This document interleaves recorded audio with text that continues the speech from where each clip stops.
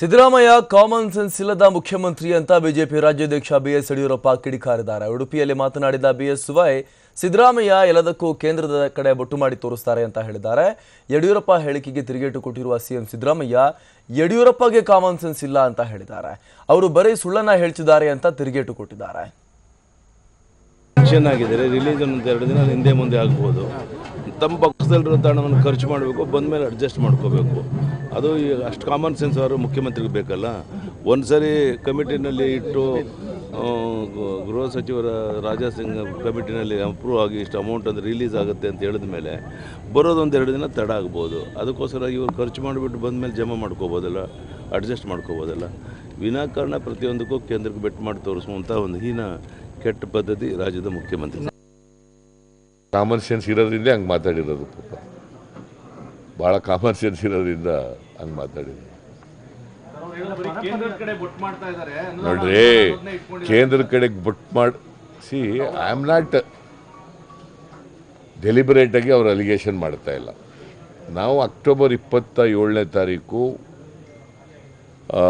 ಮನವಿ ಕೊಟ್ಟಿದ್ದೀವಿ. ಎಷ್ಟು ತಿಂಗಳಾಯಿತು? 3 ತಿಂಗಳಾಯಿತು ಅಲ್ವಾ? ಇವತ್ತಿನವರೆಗೆ ಒಂದು ಬಿಡುಗಾಸು ಬಿಡುಗಡೆ ಮಾಡಿಲ್ಲ. ಅದಕ್ಕೇನಂತ ಕರೆಯೋದು?